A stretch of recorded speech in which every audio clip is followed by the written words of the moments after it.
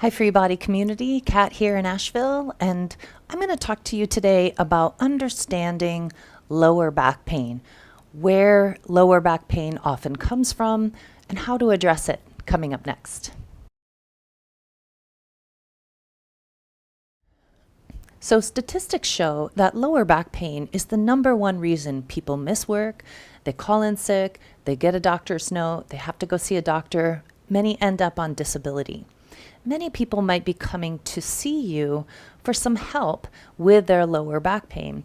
And as we know, it's one of the most common things people say, I got this lower back thing, or it comes and goes, it comes up, or lately my back has been aching. It's so common. Well, there are a couple of reasons why it's so common, and I want to help you understand later in this video why working in the back isn't effective, why it's not working for you to start with your client face down and work in the back. So let's break this down.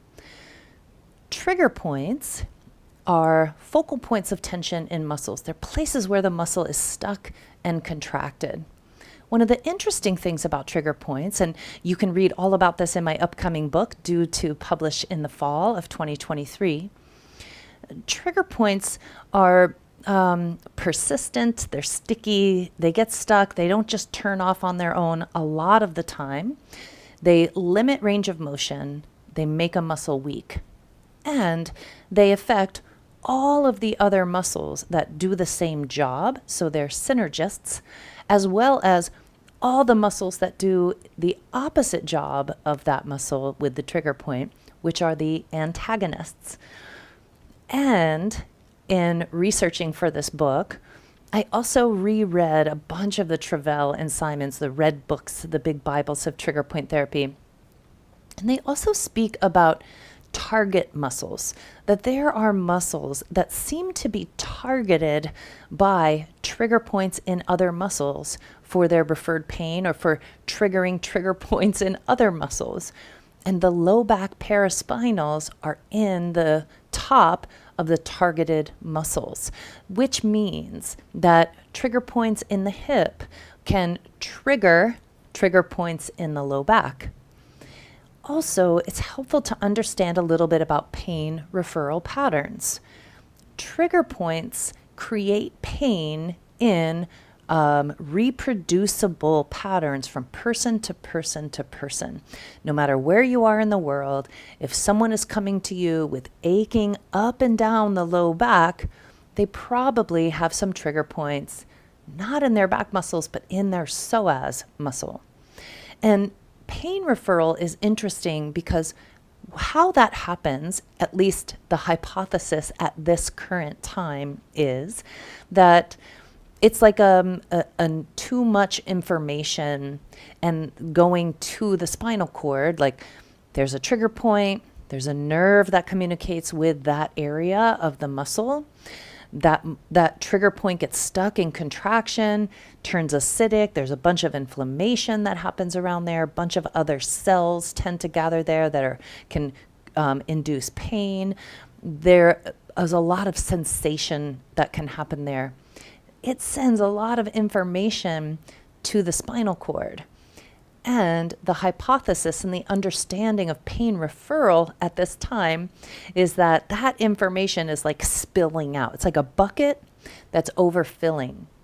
And the overfilling, the splash of that nerve communication spills out into the nerves nearby in the spinal cord. Because those nerves tend to be in the same orientation from person to person, the same nerves are going to take up some of that oversplash or overflow of communication from person to person. The psoas muscle tends to refer pain as an ache up and down along the lumbar spine. So you'll want to watch the Releasing the Psoas, and I also have a CE class that's like gives a whole long anatomy discussion, understanding the psoas and things that cause it to get jacked up with tension. I'll put a link for those in the description below, but I have that work. You can watch it here on this channel. you have to be really slow and gentle with the psoas. And here's the trauma-informed piece. The psoas is one of the first responders in a stress response. The psoas is one of the first responders in the stress response. So the psoas is a hip flexor. It's going to pull the knees toward the chest, and it's going to get activated in stress. So anytime you feel a stress response, anytime you get aggravated, angry, frustrated, fed up, all the things, right? Or just like afraid or worried, the psoas is going to contract. Now, if you're sitting at a desk or sitting listening to a teenager tell you things that maybe you don't want to hear, or arguing with you or whatever, and you're sitting and that contraction is building, that is what tends to activate latent trigger points. So latent trigger points are trigger points that are in the muscle. They're not causing pain. They are wreaking havoc, though. They might be limiting mobility. They might be causing the muscle to have some weakness. Often people aren't seeking your help for latent trigger points because they might not even notice that their gait has shifted a 1/4 inch or a 1/2 an inch because that muscle isn't lengthening in the same way, or it's not as strong. What they're going to come to you for is that back pain. And that lower back pain often is a referral from the psoas. And stress and trauma is like a constant stress response. It means the person is stuck in a stress response and struggling to get out because their nervous system doesn't feel safe. That is definitely going to activate tension, contraction, and trigger points in the psoas muscle. So it's so important to be very caring, mindful, slow, supportive of your clients. And you might want to start with the belly first. And here's another thing. The rectus abdominis, that goes from the lowest ribs to the pubic bone at the front of the body, trigger points in the upper rectus abdominis refer right across the mid-back, across. Trigger points in the lower rectus abdominis refer across the bottom, across the sacrum, the tops of the pelvis. So often people will go, oh, my low back. They're really touching their hips, but they just feel like, oh, my low back is aching. Well, that could be from their rectus abdominis, and it might be because they slouch. So another thing that comes up in the Travell and Simon's work is that when a muscle is held short, chronically short, that can activate its trigger points, especially if that muscle is in contraction or held in contraction. So if a person is sitting and they're having a stress response, or they're slouching, or they're stuck, and or they might be sucking in their stomach, that can activate trigger points. Or people who start to do core work, they think, oh, my back hurts, I need to do some core strengthening. Maybe told by their PT, maybe you suggested it because that's what you're thinking, because that's what everybody thinks. But sometimes core strengthening in the form of things like sit-ups and crunches can actually aggravate back pain because it might be actually a pain referral from the rectus abdominis. Yeah. So working in the belly is a great place to begin your work with people with low back pain and helping them to understand that, oh, often the belly muscles refer in the back. So sitting, slouching, suddenly deciding to get a strong core, stress, these are things that really aggravate back pain. Now, something else to understand is that, as we said in the Travell and Simon's work and many studies that have been done since then, a muscle that's held short and also contracted tends to activate its trigger points from latent, not causing pain, definitely causing some dysfunction, to active. When an active trigger point is activated, it's causing pain. And it causes pain often elsewhere. It might hurt right there at the point, and you might want to watch the video I did about trigger points. It might hurt at the point, but it often refers elsewhere because of that overstimulation of the nerve and then that being picked up by the nerves nearby. As well, if someone is slouching and those muscles are being held long, pulling on those muscles will also tend to aggravate or activate trigger points in those muscles.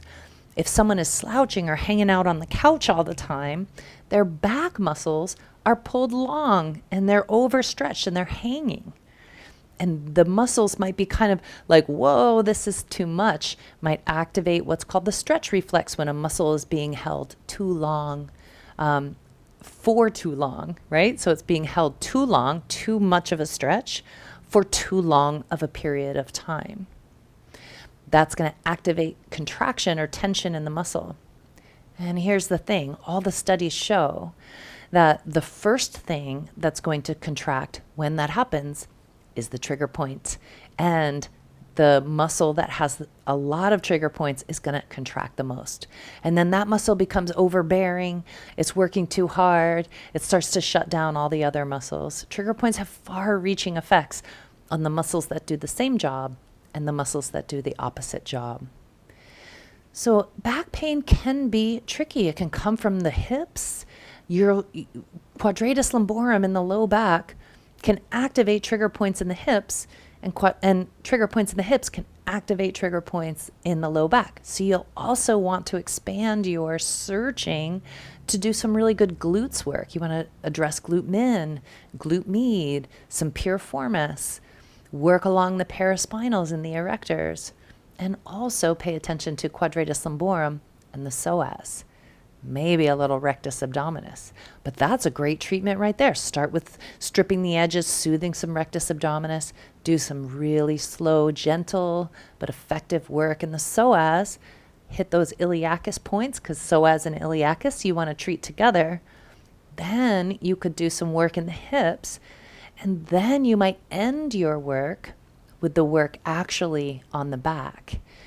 Because often the back muscles are kind of at the mercy of whatever dysfunction is going on in the hip and whatever dysfunction is going on in the belly.